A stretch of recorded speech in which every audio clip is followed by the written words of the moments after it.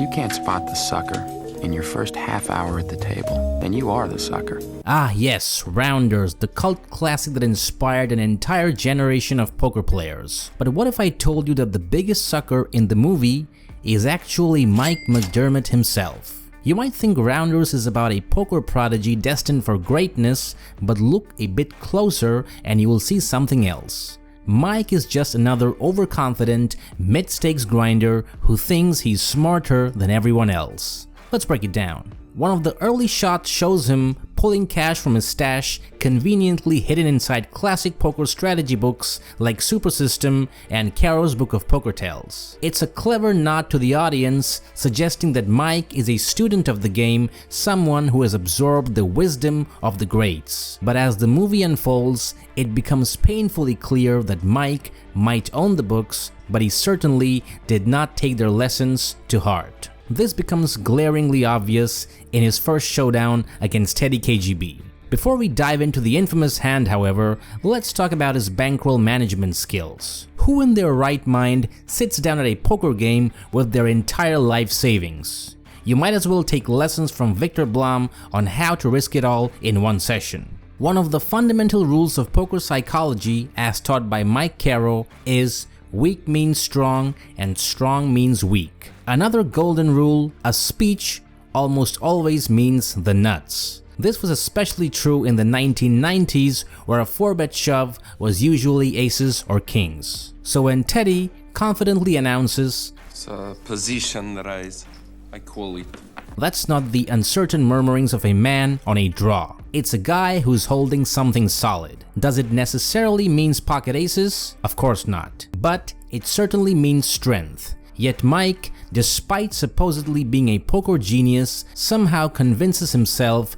that Teddy is sitting on a spade draw. There's no logical reasoning, he just wants it to be true. And that kind of wishful thinking is what gets poker players sent to the rail. The worst part, Mike does not just make a bad read, he goes all in with an absurd overbet of $33,000. He had two options: make a disciplined call and still maintain a healthy stack, especially when you are sitting with your entire life savings, or push all his chips in and pray that Teddy is a complete idiot. And what does he do? He chooses the latter, shoving his entire stack in a spot where no competent poker player would call unless they had one hand that beats him. Now let's be clear, nobody is saying Mike should have folded, that's not the point. But even in 1998, long before solvers and advanced GTO concepts, good players knew not to recklessly shove their entire stack without near certainty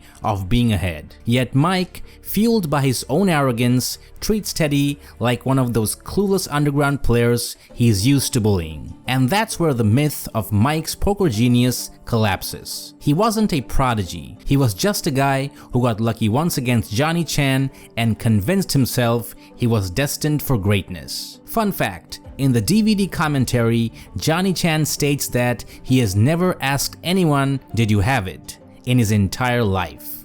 But the producers of the movie paid him a lot of money to say it in the movie, so anyways, fast forward to the later match against Teddy. Mike picks up pocket kings, a monster hand in heads up play. Teddy makes a bet, and instead of playing it cool, Mike instantly shoves all in. Teddy folds, and just like that, Mike claims victory.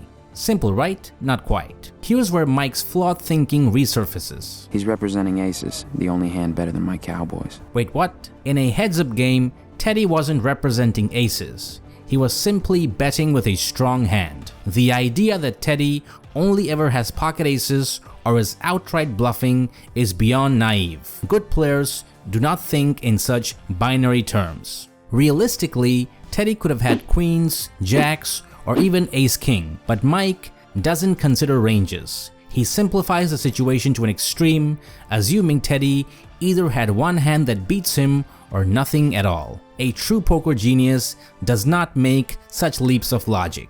Mike, on the other hand, gets lucky again, this time not by winning a pot, but by making a reckless play that just happens to work out. The most egregious mistake Mike makes is when he spots Teddy's tell, only to inexplicably tell Teddy about it. just because there was no time. What kind of reasoning is that? You spot a man's tell. You don't say a word. I think Mike should listen to his own narration sometimes. It took Teddy 30 seconds to eat an Oreo. Let him eat the Oreo, Mike, so that you don't go broke. If he keeps playing like that, it's only a matter of time before the poker gods remind him that luck is temporary, but bad decisions last forever. Now let's talk about the real poker player in the story. Yep, Joey Knish. He isn't flashy, he isn't reckless, and he certainly does not chase the illusion of poker greatness. He appears sporadically in the film, but his perspective on Mike is critical. The moment he sees Mike buying into the game against Teddy, he knows exactly what's going to happen. Mike is going to get wrecked. He warns him, tries to talk him out of it, but of course, Mike does not listen. Knish has the money, and unlike Mike, he doesn't feel the need to prove anything to anyone. He's been making a living at poker for years, supporting a family, a feat far more impressive than blowing through bankrolls trying to prove he belongs among the so-called greats. Knish is the guy we should really respect, but Mike, he shows him zero respect. To Mike, Knish is just a guy who doesn't have the stones to take big risks, the guy who refuses to play all the angles. But Knish isn't playing for pride or fame. He's playing for profit. Why would he want to sit with the best if the goal is to make money? A real poker player does not wish for tougher competition. He looks for the soft spots and exploit them just like Knish does. The moment that defines their relationship comes when Mike, in his desperation, comes to Knish for money, and Knish says no. He's watched Mike make reckless decisions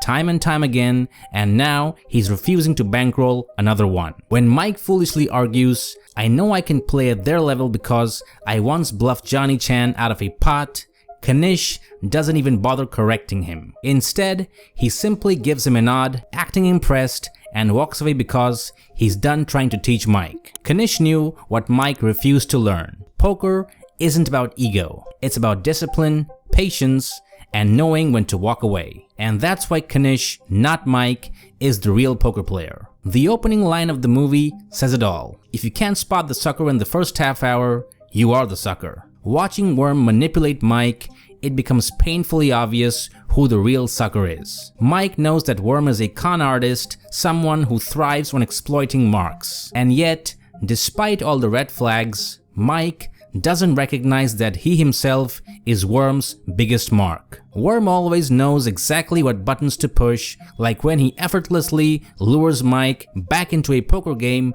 knowing full well he'll take the bait. The same dynamic plays out at the poker table. Mike arrogantly believes Teddy is the sucker. He thinks Knish is a sucker. He assumes the cops in the underground games are suckers. But the real sucker is the one who overestimates his skill, takes reckless risks, and puts his entire bankroll on the line.